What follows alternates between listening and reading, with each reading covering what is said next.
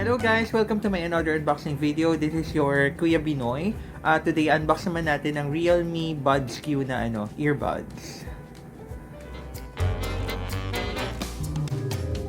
So guys, ito na nga yung nabili natin, na-deliver na rin siya. So ang SRP is 1,490 pero dahil Lazada sale ulit, nakuha ko siya for 990 pesos during the flash sale. So unbox na natin. Open natin guys.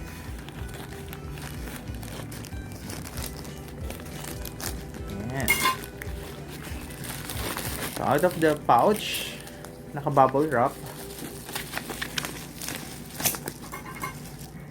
Just have to cut the bubble wrap. Yun! Ito na siya. Ganda. So guys, ito na nga. Unbox natin itong Realme Buds Q. Tapos tignan natin kung maganda yung sounds niya. Actually, first time ko bumili ng ng ganitong klaseng true wireless headphones.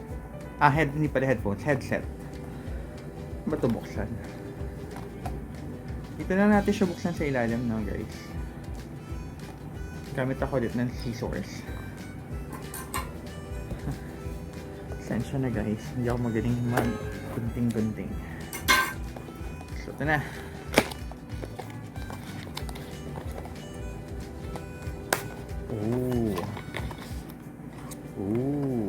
Ganda. So, sabi dito sa box, 20 hour daw yung battery niya. 20 hour. Tapos, instant connection. So, try natin. Sabi ito na raw, designed by Jose Levy. So, designer daw yung gumawa nito. I think designer siya ng Hermes bag. So, tingnan natin. Ang ganda. Actually, ang ganda ng pagkaka-design. Ang liit niya. Para siyang, stone. Parang pebble. Tingnan natin ang pagkasama sa loob. So, pag in-open natin sa side, so yun, nandito yung mga buds na extra. So, meron siyang 4. Siguro small, medium, large. Baka may nakakabit na dito.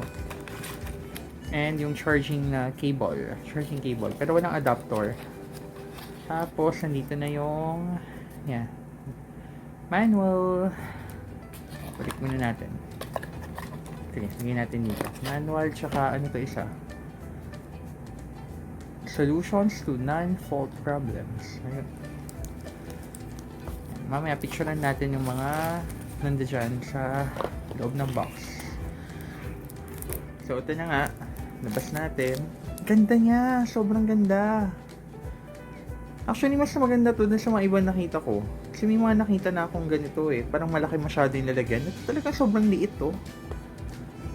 Kasi pag open mo, meron mo siyang indicator. Parang hindi ko nakita yung indicator. Ang ganda. Ang ganda nung lalagyan. Sobrang cute. Yan diba? Ganda. So, I don't know lang kung may charge to. Try natin i-pair. Ganda niya, Sige. Tingnan ko muna kung may charge. Tapos balikan ko kayo. Guys, ito na nga. Tinry ko siya i-charge ng konti. Tapos, tingnan natin kung ma-pair natin siya dito sa Huawei phone ko. Kasi ito yung reason din naman bakit ko binili itong TWS. Kasi diba nga itong Huawei Nova 5T, wala siyang headphone jack. So, hopefully mag-connect silang dalawa. So, try ko muna i-pair. So, punta ako ng Bluetooth. Yan, on ko yung Bluetooth. So, ito. Kailangan ko ba i-open? Yan, try natin open. Tapos, search for device.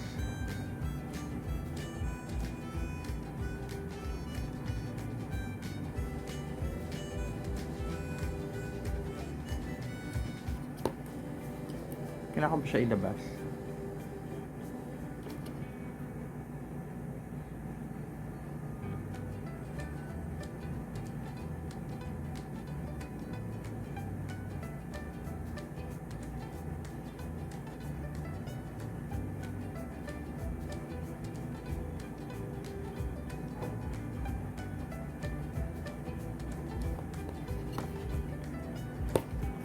Sorry guys, hindi ako marunong gumamit.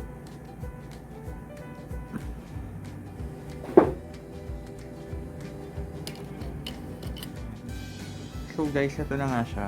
Nakikita na siya. Automatic pala siya nakikita. So click ko lang Realme Buds Q. So nakalagay pairing. Ayan o, it's pairing.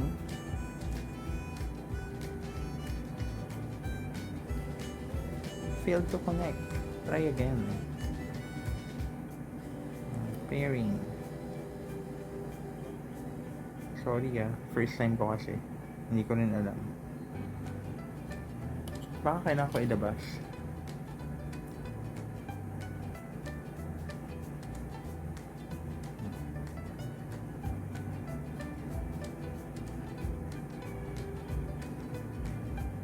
Ayan, pair. Connecting. Ayan, connected na daw. Ganun pala. So, kailangan guys, ilalabas nyo siya dito sa lalagyan niya sa shell para ma-pair mo siya. So, once na connected na siya, tingnan natin kung maririnig ko na yung mga tugtog ha. Ano ba to? Baliktad.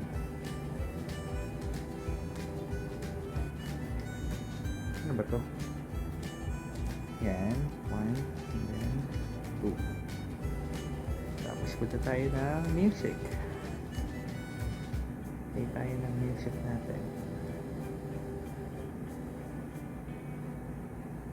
Hanap tayo na walang CPR na music.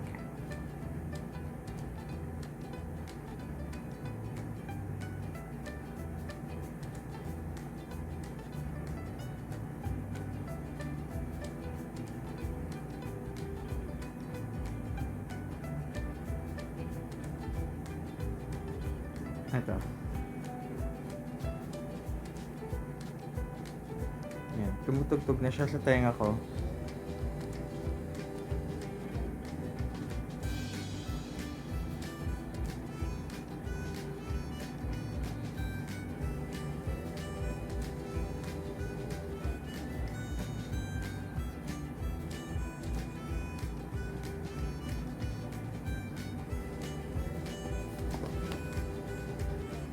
So guys, ganito yung tugtog niya. Hindi ko lang alam kung maririnig nyo.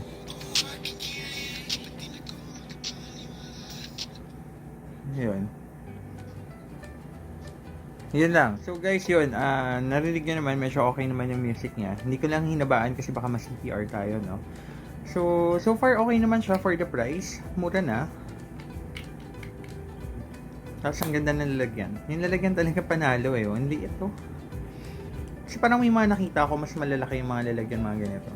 Sa kanya talaga parang ano lang, pebble. So mabilis siyang ilagay lang sa bulsa. Yun! Guys, bili na kayo ng ganito. Realme Buds Q. Ganda. Thank you guys sa pagsama nyo sa akin pag-unbox nito. If you like my video, please don't forget to hit the like, subscribe, and notification bell para ma-notify din kayo sa mga future uploads ko ng mga unboxing videos or kung ano man. Kasi mahilig din ako mag-share ng tips, recipes, pets, yun, everything. And mega shoutout pala sa mga ka-team ko, Team Bebang, Team Adorada, Team Premier, Kabodats, tsaka si Kamangkebs. Thank you guys for watching and see you all. Bye!